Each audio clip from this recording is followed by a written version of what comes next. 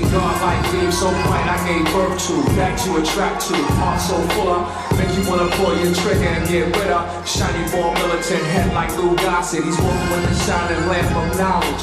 Glory be the Lord with the justice sword, supreme being all I see in, radiant sun, the perishable absolute, y'all salute, approximately 3. Here we go, Nick. This is our second title fight. Joe Harding, 8-2, representing BKK, defending his featherweight title against Johan SEGAS from CF MMA.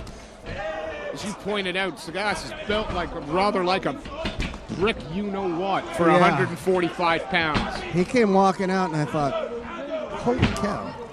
That kid looks bigger than I did when I was like 195. Oh! And he, nice front teep. Got through there. And the strength is shown off right there. He got in trouble, and he was able to whip Joe around. Joe's not a weak kid, so he was able to throw him around. He's looking composed there as well.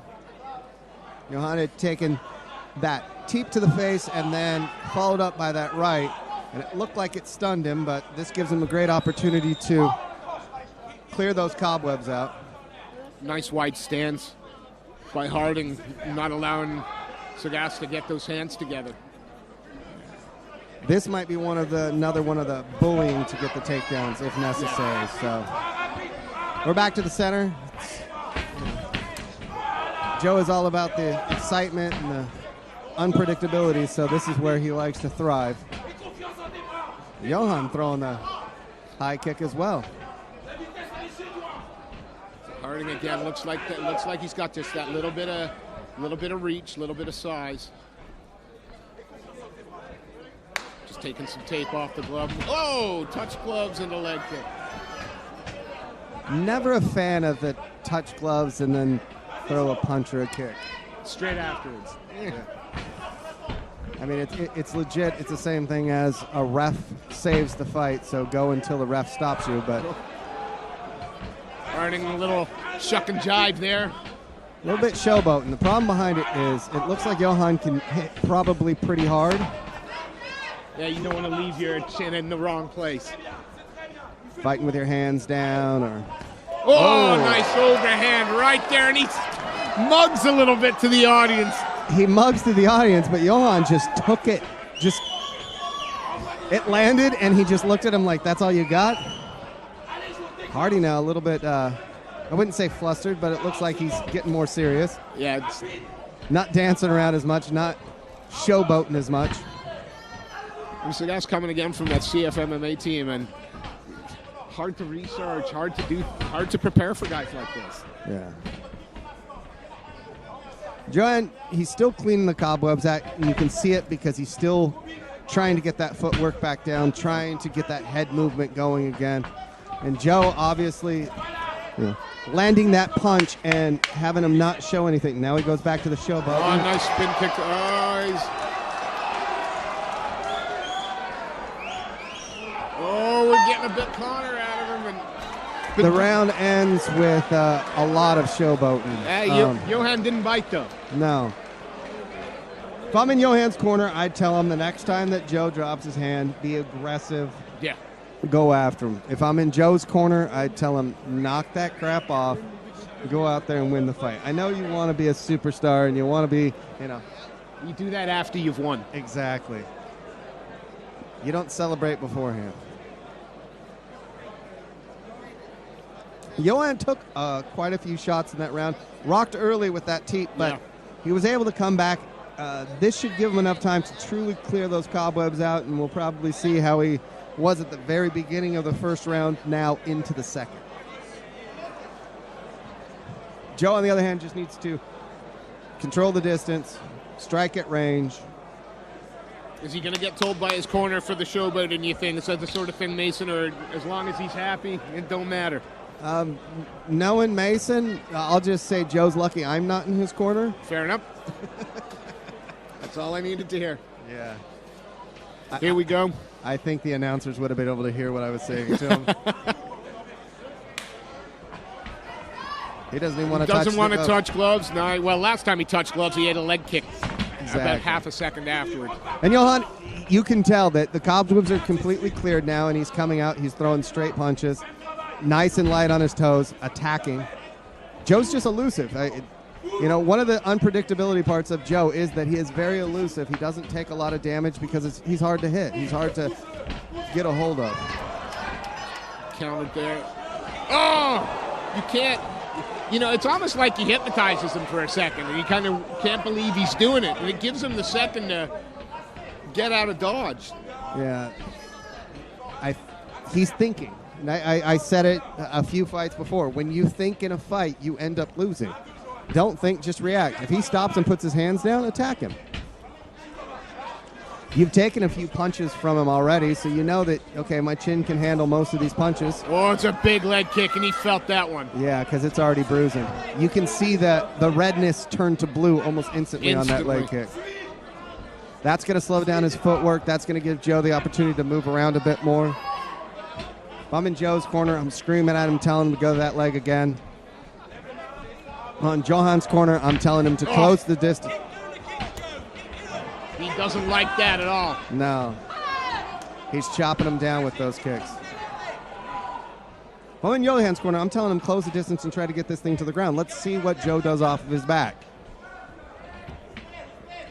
Because right now, he's more in a counter-striking mode, and that's hard because Joe's able to get in and out and hit angles very quickly. It's hard to counter-strike somebody if they're not there to counter-strike. Nice little left hand straight through the middle. Joe is constantly moving, dancing a little bit. He's hitting that spin kick, whatever he's doing.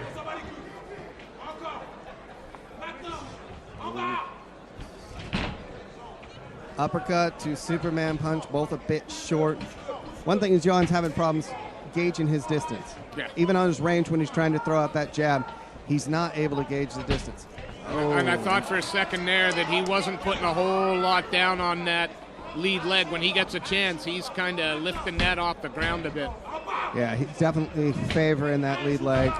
Those leg kicks have taken effect. Oh, a nice heavy leg kick of his own, though. I'd like to see Joe turn it up a little bit, land a little bit more. See, but Johan's smart. The way that you slow down someone who's that agile.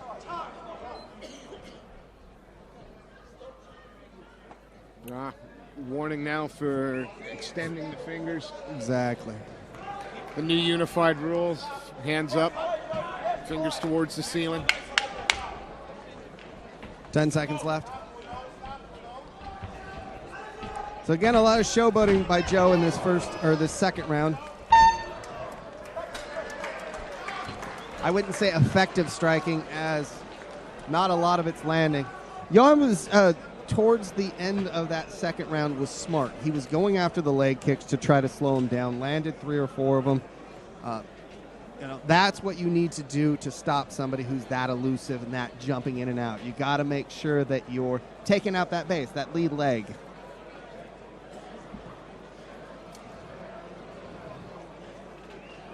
If I'm in Joe's corner, I'm telling him, all right, you probably are up 2 rounds to none, and that's going to have a sense of urgency coming from Johan.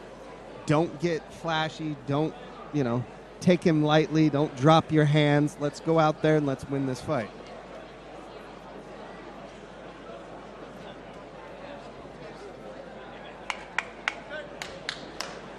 Seconds out.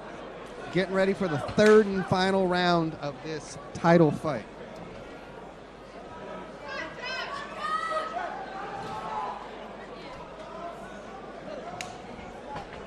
Joe Harding, Johan SEGAS, final 3 minutes.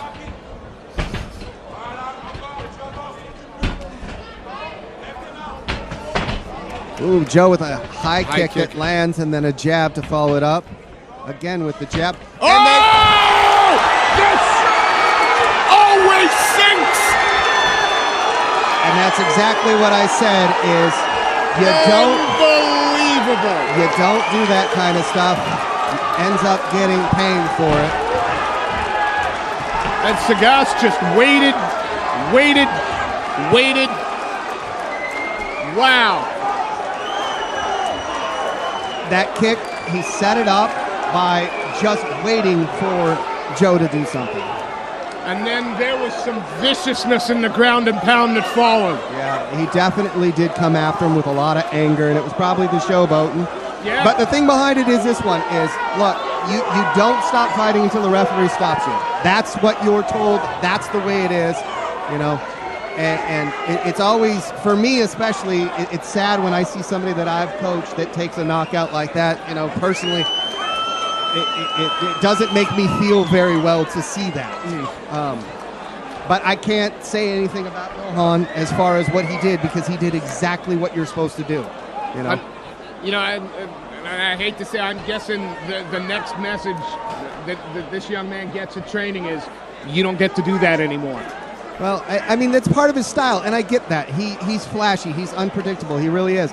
But it has to be one of those things that he understands, this is what happens, okay? You're risking this. And, you know, he was knocked out cold, might have broke his nose. Yeah, he broke his nose. I mean, there's no doubt the man's entertaining. There's no doubt it's fun to watch. He's extremely talented. The kid is extraordinarily athletically gifted. He's fun to watch, but the problem behind it is when you're doing those things, you put yourself in bad situations, and I can only hope that he learns from it and realizes, you know, to use his athletic ability. Yeah. Joe is responding to the doctors, which is good. Yeah, he looks to have his senses about him, his composure. Which is good. He did take a very stiff kick and a few extra punches after that. Nothing illegal when I say a few extra punches, but he's responsive. He's gotten the oxygen. He's answering all the questions to everybody in there, so he is okay. And we were talking about it, you know, in the earlier rounds. We were talking about the build and the physique of Segas. We knew he was going to have some power. All he had to do was land. See, the one thing I was worried about with Segas is when you're that big, it takes a lot of oxygen. Yeah. So my thought process was, especially in this round, he might be a little gassed. He might have been a little tired, but he wasn't. He was still crisp. He was still sharp. And, you know, he took advantage of the opportunity that was put in front of him. Yeah. Fair play. Entertaining fight through and through, but we now have a new BCMMA featherweight champion. And for everybody who is watching on the stream, there's a reason why they're not zooming in on Joe. He is okay. He's getting ready to get up now. There he is. He's back up. Yeah, I think it's only right you give him a little bit of space. Good sportsmanship as well from Johan there. Very much so. It's always good to see. Yeah, he didn't do anything that was egregious, so now he goes over to shake hands, of course. Great show of sportsmanship on both sides of it, so it was really good. That's why I love the sport. It's one of the reasons I love this sport more so than any other. You just do that to someone, you're going to be able to shake their hand, say, well done. Wow. You never take anything personal inside the cage. Well, I've seen a couple people take things personal inside the cage, but it's never good to fight with anger. It's never good to fight with that kind of attitude. You know, you always want to stay calm, cool, collective, and kind of just go after things. Joe seems to be responding really well. Good. Like I said, he appears to have a cut on his nose, and his nose seems to be bleeding from inside, so maybe he ended up breaking his nose. But this is a great learning experience for Joe. He did exactly what he always does through the first two rounds. Landed very effective strikes, was able to fight at range, and, you know, sometimes it's just a matter of celebrating when the fight's over. We'd love to hear your guys' response. Be sure to follow us on Twitter at BCMMAUK. Use the hashtag BCMMA18. Let's see some tweets having to do with that last performance by new champion Johan SEGAS. It's also pleasing to see they're not taking their time trying to rush the fighters out of the cage. They're really making sure that Joe's all right. It's just good to see BCMMA really embracing that part of the fighter safety. Yeah, been around the BCMMA organization now for quite some time, and fighter safety is number one when it comes to what they care about, and, you know, these people are putting their bodies on the line and reacting. Those Twitter reactions coming in? No, we're just trying to find something on there, but not yet. I'm hoping. Great round of applause for both fighters. Oh, We'll have Craig Powell here in a second for the announcement. Joe's going to head back to the nurse. So again, congratulations to the new BCMA champion, Johan SEGAS.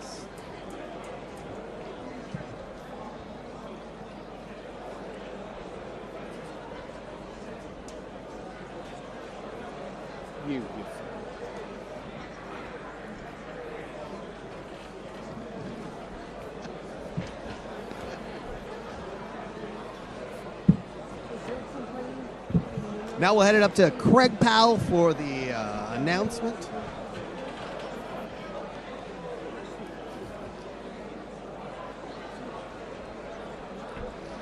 All right then, legends. After 20 seconds of the third round, we have your winner in the blue corner, Johan SEGAS!